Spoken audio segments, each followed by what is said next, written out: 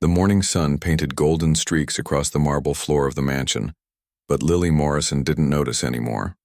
She sat in her wheelchair by the massive windows, staring out at the rolling hills that stretched beyond their estate. 6 years ago, she would have been running through those same hills, her long dark hair flying behind her as she chased their old golden retriever. Now at 22, she couldn't even remember what it felt like to feel grass beneath her feet. The accident had changed everything. One moment she was driving home from her high school graduation party, singing along to her favorite song, and the next moment she woke up in a hospital bed 3 weeks later. The doctors spoke in gentle voices about spinal cord injuries and nerve damage. They used words like severe and permanent, while her father, David Morrison, stood beside her bed with tears in his eyes that he tried to hide. David owned one of the biggest tech companies in the world. His software was used by millions of people every day. He had built an empire from nothing, starting in his garage when Lily was just a baby. Money had never been a problem for their family. When other kids got bicycles for their birthdays, Lily got ponies. When her friends went to summer camp, she traveled to Europe with private tutors. But all the money in the world couldn't fix what was broken inside her body. After the accident, David threw everything he had at finding a cure for his daughter. He flew specialists in from Germany, Japan, and Switzerland. He funded research projects at 3 different universities. The family's home gym was transformed into a medical facility, with equipment that most hospitals couldn't afford. Physical therapists came every day. Massage therapists, acupuncturists, and even faith healers knocked on their door, all hoping to be the one who could make Lily walk again. But nothing worked. Every treatment ended the same way. Every new doctor eventually delivered the same devastating news. The damage was too severe. The chances of recovery were almost zero. Each failed attempt crushed Lily's spirit a little more, until she finally stopped believing that anything could change. The mansion that once felt like a magical palace now felt like a beautiful prison. Lily spent her days moving from room to room in her wheelchair, reading books she didn't really care about, or watching movies that couldn't hold her attention. She had pushed away most of her friends from high school. Phone calls went unanswered. Invitations to college parties or weekend trips were politely declined. It was easier to be alone than to pretend everything was fine. Her relationship with her father had become strained and awkward.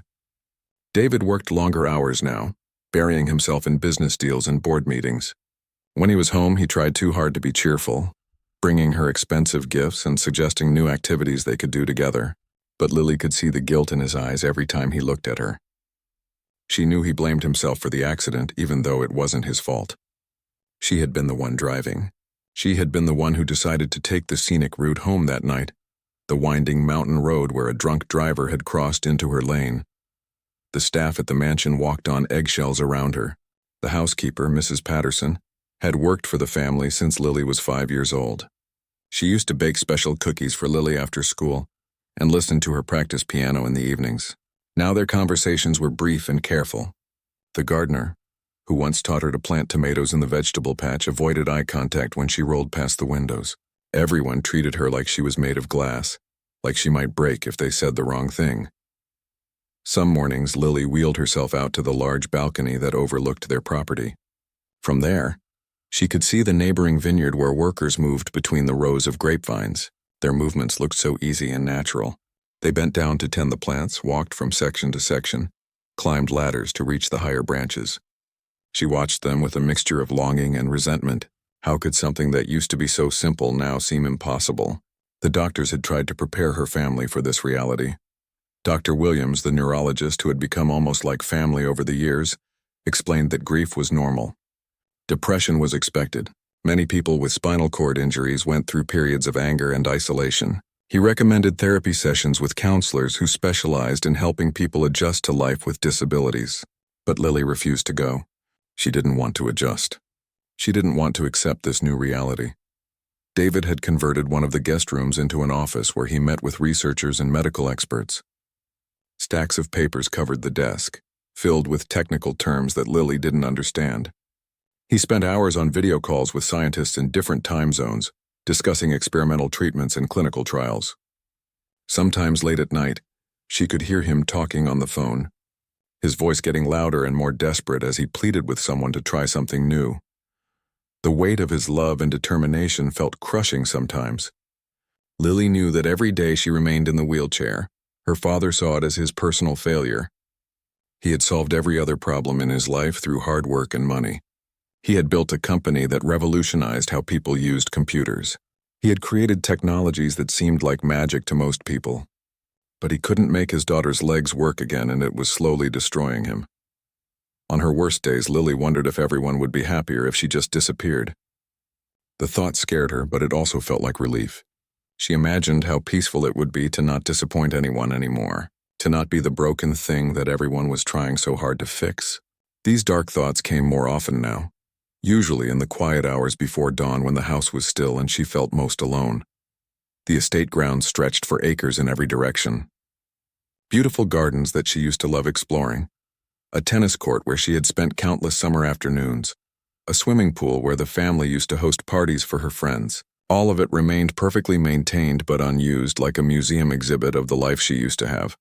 Sometimes Lily caught glimpses of her old self in the mirror and felt startled. Her face looked older now, more serious. The easy smile that used to come naturally was gone.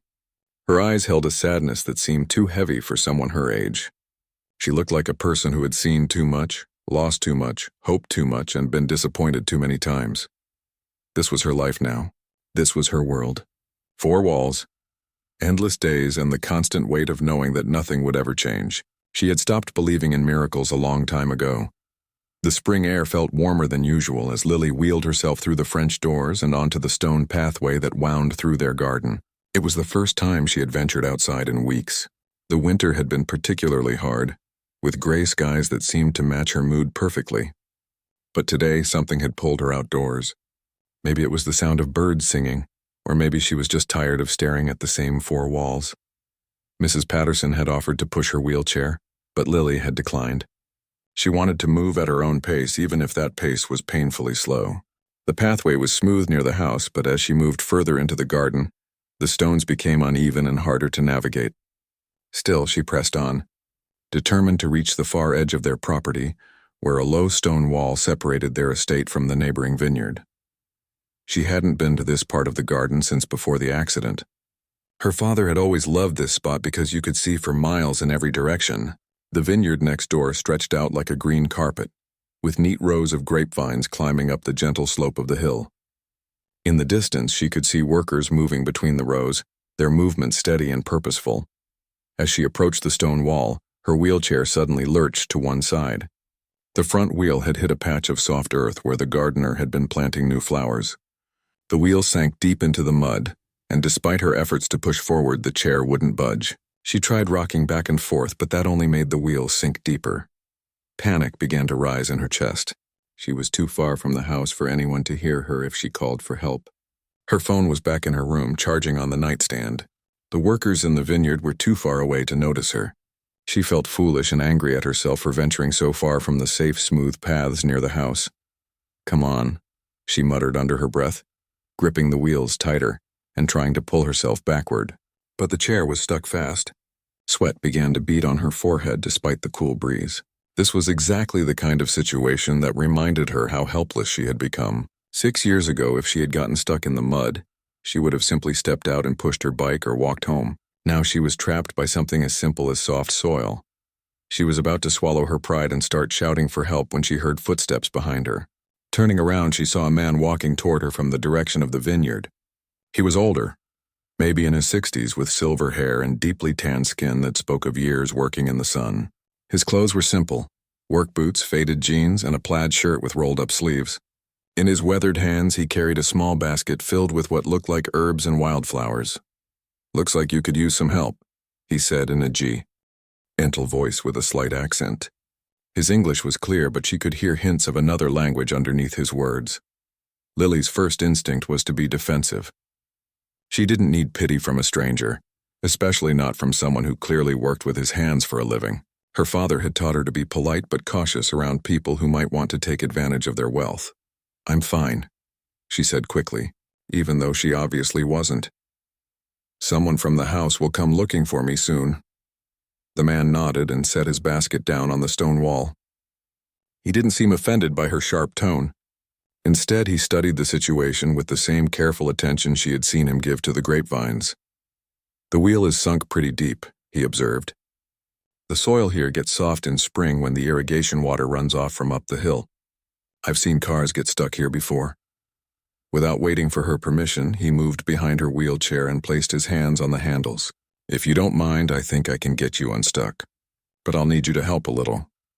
Lily wanted to refuse, but the alternative was sitting there until Mrs. Patterson eventually noticed she was missing and sent someone to find her. That could be hours. Reluctantly, she nodded. "When I lift and push, you try to turn the wheels forward just a little. Not too hard, or we'll just dig in deeper." His instructions were clear and confident. As he lifted the back of her chair, she felt the front wheel come free from the mud with a soft sucking sound. In a few smooth motions, he had her back on solid ground. "There we go," he said, brushing the dirt off his hands. "Good as new." Lily looked down at her wheelchair, then back at the man who had helped her. She should thank him and head back to the house. That would be the polite thing to do. But something about his calm presence made her hesitate. "I'm Robert," he said, picking up his basket again. "I work the vineyard next door. Been there about 15 years now." "Lily," she replied, though she immediately wondered if she should have given a fake name. Her father had always warned her about telling strangers who she was.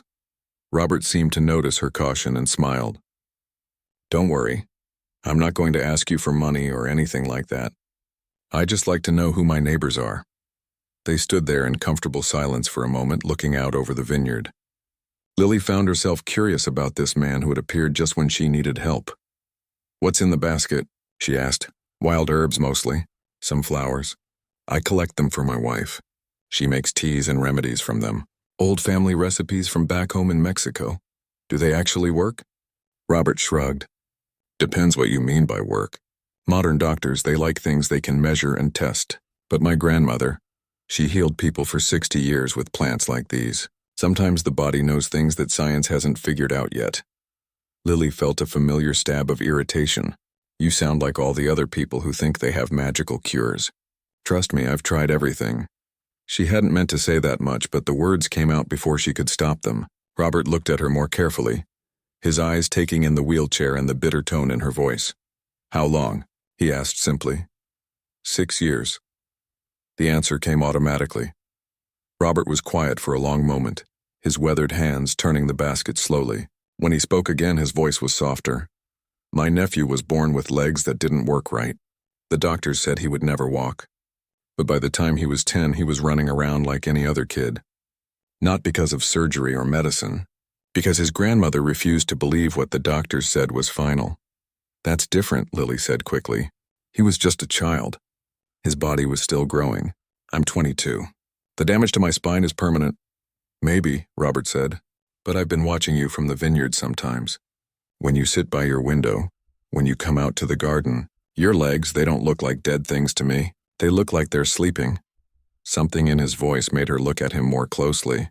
There was no pity in his eyes, no false hope or empty encouragement. Just a quiet certainty that unsettled her. "What do you mean?" "I mean, maybe the problem isn't just in your spine. Maybe it's in the connection between your mind and your body. Maybe they need to remember how to talk to each other again." Before Lily could ask what he meant by that, Robert started walking back toward the vineyard. "Thank you for helping me," she called after him. He turned back and smiled. "Anytime, neighbor. I'm out here most mornings if you ever want to talk more about it." As she watched him disappear between the rows of grapevines, Lily felt something she hadn't experienced in years. Not hope exactly, but curiosity. For the first time in a long time, she found herself wondering what if. For 3 days after meeting Robert, Lily couldn't stop thinking about what he had said. "They look like they're sleeping." The words kept echoing in her mind during meals, while reading, even when she tried to watch television. No doctor had ever described her condition that way. They used words like severed, damaged, and irreversible. But sleeping suggested something could wake up. On the 4th morning, she found herself wheeling back toward the stone wall that separated their properties. She told herself she was just getting fresh air, but deep down she hoped to see Robert again. She positioned herself near the spot where they had first met and pretended to read a book, glancing up every few minutes to scan the vineyard. Around 10 o'clock, she spotted him walking between the rows of grapevines, carrying what looked like pruning shears. She watched him work, noticing how carefully he examined each plant before making any cuts. His movements were deliberate and gentle, like he was having a conversation with each vine. When he finally looked up and saw her, he waved and walked over to the stone wall. "Good morning, Lily. Beautiful day, isn't it?" "It is," she agreed, closing her book. "I was wondering about what you said the other day, about my legs looking like they're sleeping." Robert set down his tools and leaned against the wall. "What did you want to know?" "Well, if they're sleeping, how would someone wake them up?" "Hypothetically, I mean." A small smile crossed Robert's weathered face. "In my family, we believe the body remembers everything. Every step you ever took, every time you ran or danced or climbed a tree. That memory doesn't just disappear because of an injury. It gets buried, but it's still there. The doctors say the nerves in my spine are too damaged to carry signals to my legs. Maybe they are, but there might be other pathways, smaller connections that the doctors don't think about. Sometimes when the main road is blocked, you have to take the back roads." Lily had heard similar theories from some of the alternative healers her father had brought to the house, but coming from Robert, it sounded different. Less desperate, more matter of fact. "My grandmother used to say that healing happens in layers," Robert continued. "First, you have to convince the person that change is possible. Then you work on waking up the sleeping parts. And finally, you teach everything to work together again. How long does that take? Depends on the person. Some people heal fast because they never stopped believing. Others take longer because they've built walls around their hearts to protect themselves from disappointment." Lily felt like he was describing her exactly. After 6 years of failed treatments, she had built very high walls. "Would you be willing to try something?" Robert asked. "It's not dangerous and it won't interfere with anything your doctors are doing. But it might help." Every rational part of Lily's mind told her to say no. This man wasn't a doctor. He had no medical training. Her father would probably have a heart attack if he knew she was even considering it. But something about Robert's quiet confidence made her curious. "What would you do exactly?" "Nothing dramatic. Just some gentle massage to help the blood flow better, some exercises to remind your muscles what movement feels like, and we'd work on connecting your mind to your legs again. I don't feel anything below my waist. How could my mind connect to something I can't feel?" You might be surprised. Sometimes the connection is there, but it's so faint we don't notice it, like trying to hear a whisper in a noisy room. Lily sat quietly for several minutes, weighing the decision. What did she have to lose? The worst that could happen was nothing would change, and she was already used to that. "When would we start?" "Whenever you're ready. I could come to your house after work, maybe 3 times a week. That way you'd be comfortable, and your family could see what we're doing." That evening, Lily wheeled into her father's study where he was reviewing contracts. David looked up with surprise. She rarely visited his office anymore. "Dad, I want to try something new." His face immediately brightened. "Did Dr. Williams find another treatment? Is there a new clinical trial?" "No, it's not like that. There's a man who works at the vineyard next door. He thinks he might be able to help me." David's expression shifted from excitement to concern. "What kind of help?" "Lily, you know we have to be careful about people who might try to take advantage. He's not asking for money. He just wants to try some traditional healing methods, massage and exercises, things his grandmother taught him. Honey, I know you're frustrated with the lack of progress, but we can't trust your health to someone without proper medical training. What if he makes things worse?" Lily had expected this reaction. "Dad, what if he makes things better? What if there's something the doctors are missing?" They talked for over an hour. David called Dr. Williams and asked his opinion about alternative treatments. The neurologist was skeptical but admitted that gentle massage and physical therapy couldn't cause any harm. Finally, David agreed to let Robert try, but only if he could watch the sessions and stop them at any time. 2 days later, Robert arrived at the mansion carrying a small bag filled with bottles and dried herbs. Mrs. Patterson led him to the sunroom where Lily was waiting. David sat in a chair nearby, his arms crossed and his expression guarded. "Thank you for letting me try to help your daughter, Mr. Morrison," Robert said respectfully. "I know this is difficult for you." "I just want what's best for Lily," David replied. "I hope you understand that, of course. I have children too. I would feel the same way." Robert opened his bag and showed them what he had brought. Bottles of oil mixed with herbs, dried plants that could be brewed into tea, and small stones that were warm to the touch. "Everything I use comes from plants that grow naturally," he explained. "Nothing harmful, nothing that will interfere with medications." These are remedies my family has used for generations. He started by simply placing his hands on Lily's legs, not moving them, just letting his palms rest gently on her knees. I want you to close your eyes and imagine that my hands are very warm. Picture that warmth traveling down into your legs. Lily felt foolish at first, but she closed her eyes and tried to follow his instructions. Robert's hands were warm, and there was something comforting about the human contact. For years, the only people who touched her legs were doctors and physical therapists, and their touch was always clinical and impersonal. Now I want you to think about walking, Robert said softly, not trying to walk, just remembering what it felt like. Remember being a little girl running through this house. Remember how your feet felt when they touched the ground. As he spoke, he began to massage her legs with gentle circular motions, working from her knees down to her ankles. The oil he used smelled like rosemary and something else she couldn't identify. I don't feel anything, Lily said after a few minutes. That's okay. Feeling isn't the only goal right now. Your muscles are remembering even if your mind isn't aware of it yet. David watched nervously from his chair, but as the session continued, his posture began to relax. There was something peaceful about Robert's approach that was completely different from the medical treatments they had tried. No machines beeping, no needles, no uncomfortable tests. Just quiet conversation and gentle touch. After an hour, Robert packed up his supplies. We'll do this again in 2 days. And Lily, I want you to spend a few minutes each day just talking to your legs. Tell them you haven't forgotten about them. Talk to my legs? Lily laughed despite herself. I know it sounds strange, but your legs have been ignored for 6 years. Maybe it's time to remind them they're still part of you. As Robert left, Lily felt something she hadn't experienced in a long time. Not exactly hope, but a sense of possibility. For the first time in years, someone was treating her legs like they were still alive. 6 weeks had passed since Robert started his sessions with Lily. 3 times a week, he would arrive at the mansion just as the sun was setting, carrying his small bag of oils and herbs. The routine had become familiar and comforting. David no longer sat stiffly in his chair during the sessions. Instead, he often joined in the conversations, asking Robert about his life, his family, and the vineyard. Lily had grown to look forward to these evenings more than she cared to admit. Robert never made grand promises or talked about miracle cures. Instead, he shared stories about his childhood in Mexico, his journey to America, and the wisdom his grandmother had passed down to him.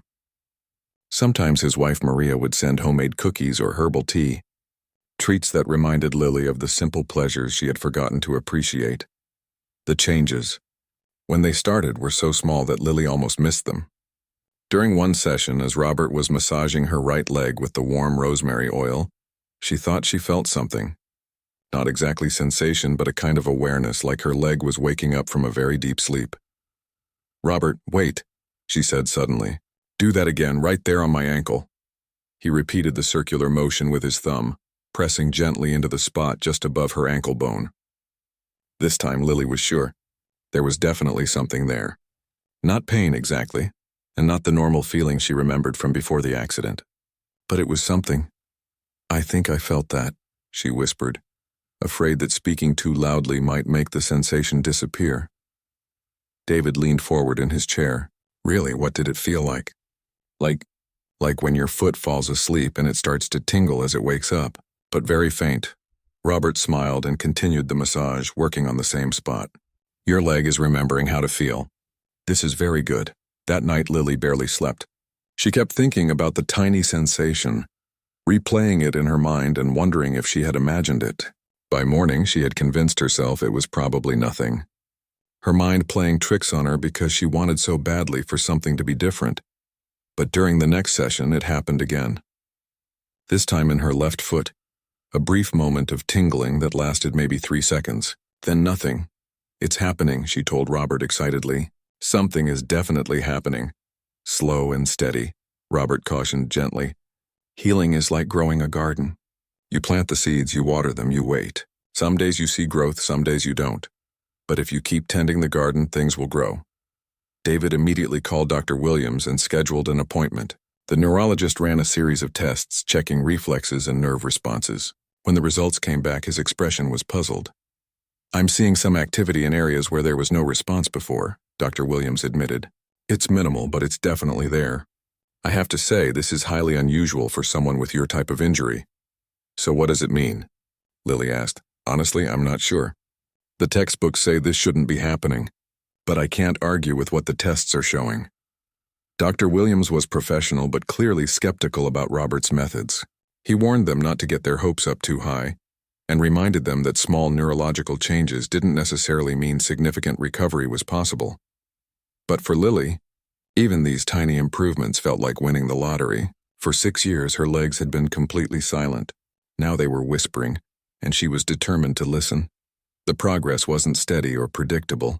Some days the sensations were stronger and lasted longer. Other days she felt nothing at all. There were entire weeks where it seemed like her body had gone back to sleep, leaving her frustrated and discouraged. During one particularly difficult session, after a week of no sensation at all, Lily broke down crying. "What if this is as good as it gets?" She sobbed. "What if I felt those little tingles and that's all I'll ever get back?" Robert stopped his massage and looked at her with kind eyes. "What if it's not? What if this is just the beginning? But what if you're wrong? What if I'm getting my hopes up for nothing? Then we'll deal with that when it happens.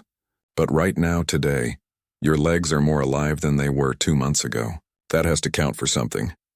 David, who had been listening from across the room, came and sat beside his daughter's wheelchair. "Lily, I've watched you for 6 years waiting for some kind of miracle. These past few weeks I've seen you smile more than you have since the accident. Even if nothing else changes, isn't that worth something?" His words surprised her. She realized he was right. The sessions with Robert had given her something beyond physical sensation. They had given her something to hope for, something to look forward to. She was no longer just existing day by day. As the weeks continued, the sensations became more frequent and more distinct. Lily started to be able to tell the difference between Robert touching her right leg versus her left. She could sense when he was working on her ankle versus her knee. It wasn't normal feeling by any measure, but it was definitely progress. Robert began teaching her visualization exercises to do on her own. "Close your eyes and imagine sending messages from your brain down to your toes," he would say. "Picture the pathways in your body lighting up like Christmas lights." At first, Lily felt silly doing these exercises alone in her room, but gradually, she began to understand what Robert meant about the mind-body connection. The more she focused on her legs, the more aware of them she became. One evening, about 3 months into the sessions, something extraordinary happened. Lily was lying on the massage table in the sunroom while Robert worked on her left leg. She had been practicing her visualization, imagining warm light traveling from her spine down through her leg. Suddenly, she felt her toe move. Not someone moving it for her, not a muscle spasm or involuntary twitch. She had thought about moving her big toe and it had moved. "Robert," she gasped. "Look at my left foot." She concentrated hard, focusing all her attention on her big toe. Slowly, deliberately, it moved again. David jumped up from his chair and knelt beside the table. "Did you do that on purpose?" "I think so. I'm trying to do it again." She held her breath and focused. The toe moved a third time. Robert's eyes filled with tears. In all the weeks they had worked together, Lily had never seen him show such emotion. "Your grandmother was right, wasn't she?" Vid said to Robert. "About the sleeping parts waking up?" "She usually was," Robert replied, his voice thick with emotion. "But this is Lily's victory. She did the hard work of believing when it would have been easier to give up." That night, Lily stayed awake for hours, wiggling her toe over and over again. It was such a small movement that most people wouldn't even notice it. But to her, it felt like she had just climbed Mount Everest. The next morning, she called Dr. Williams to schedule another appointment. When she demonstrated the toe movement in his office, the neurologist sat in stunned silence for several minutes. "I need to run more tests," he finally said, "and I think we should document everything that's been happening. This could be important for other patients." As they left the doctor's office, David put his hand on his daughter's shoulder. "I owe Robert an apology, and maybe a lot more than that." "What do you mean?" "I mean I spent hundreds of thousands of dollars on specialists and equipment, and a vineyard worker with some herb oil accomplished what none of them could do." Lily smiled. "Maybe it wasn't the oil, Dad. Maybe it was just someone who believed that impossible things are still possible." 9 months had passed since that first wiggle of Lily's toe. What started as a tiny movement had slowly grown into something much more significant. She could now move all her toes on both feet, flex her ankles, and even lift her knees a few inches off the bed. The progress was still slow and required tremendous concentration, but it was undeniably real. Dr. Williams had become a regular visitor to the Morrison house, documenting every small improvement and taking detailed notes about Robert's methods. The medical community was baffled but couldn't argue with the results. Several other doctors had asked to observe the sessions, turning their sunroom into an informal research center. "I still don't understand how this is possible," Dr. Williams told David during one of his visits. "According to everything we know about spinal cord injuries, this level of recovery shouldn't happen. But here we are." Robert remained humble about the attention his work was receiving. "I'm just doing what my grandmother taught me," he would say. "The real healing is happening inside Lily. I'm just helping her remember." The relationship between Lily and her father had transformed completely. David no longer worked late into the night, burying himself in business deals.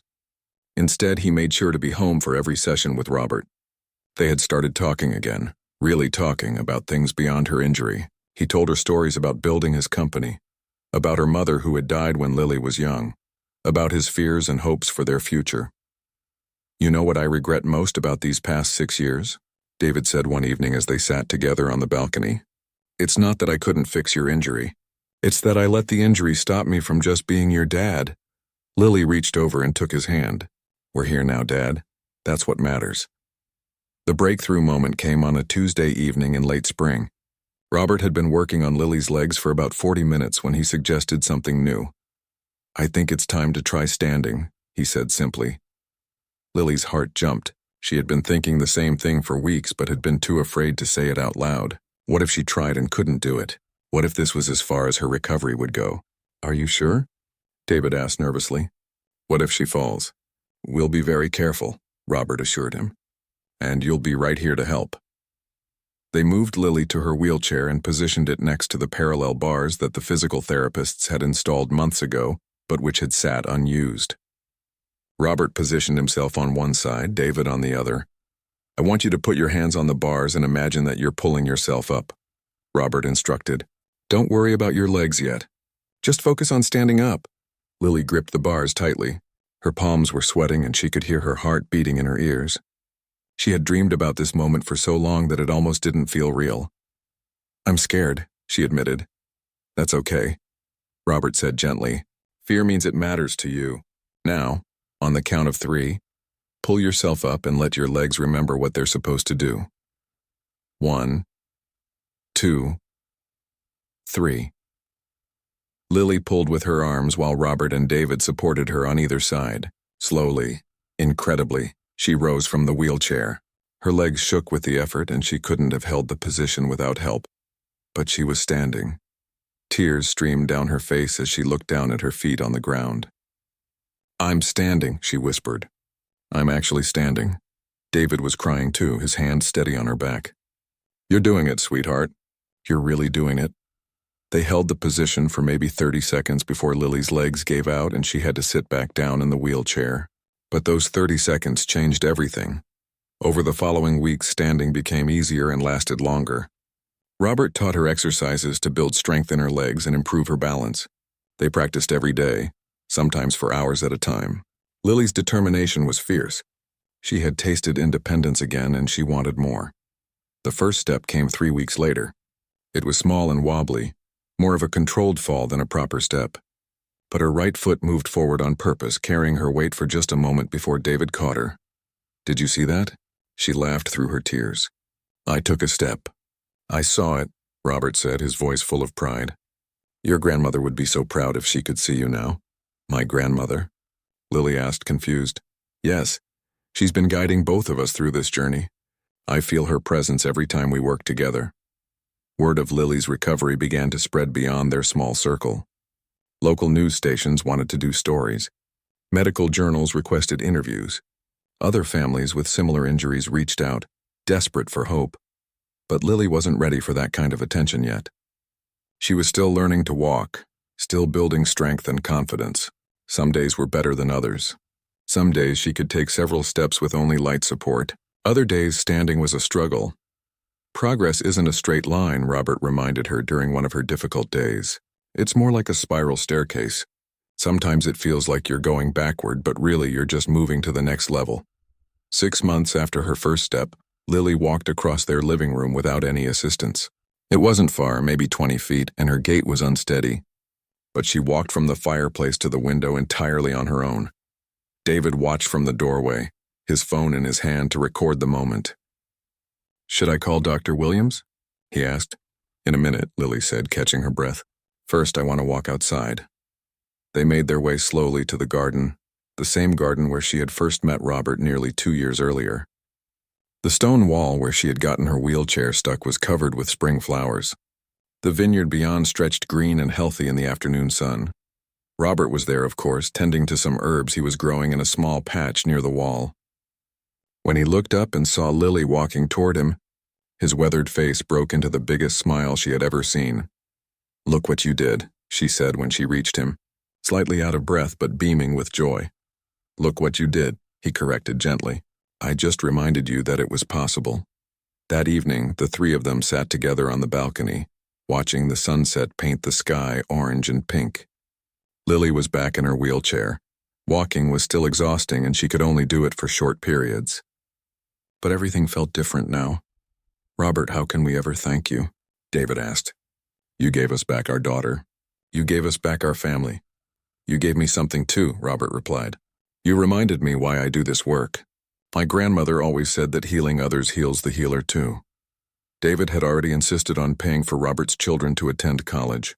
He had also funded a small research program to study traditional healing methods alongside modern medicine, but they all knew that the real gift couldn't be measured in money. "What will you do now?" Robert asked Lily. "Now that you have your life back?" Lily looked out at the vineyard where she had first seen him working all those months ago. "I want to help other people find what I found. Hope. And maybe remind them that impossible things happen every day." A year later, Lily opened a rehabilitation center that combined traditional medicine with alternative healing methods. Robert worked there part-time, teaching others his grandmother's techniques. Dr. Williams served on the board of directors. Still amazed by what he had witnessed, Lily never became a marathon runner or a professional athlete. Her walking was still limited, and she used her wheelchair for longer distances, but she had something much more valuable than perfect mobility. She had learned that broken things can heal in unexpected ways. That hope is a medicine all its own, and that sometimes the most profound healing happens not in our bodies, but in our hearts. And every morning when she walked to her office at the rehabilitation center, she remembered the words that had started it all. "Let me try."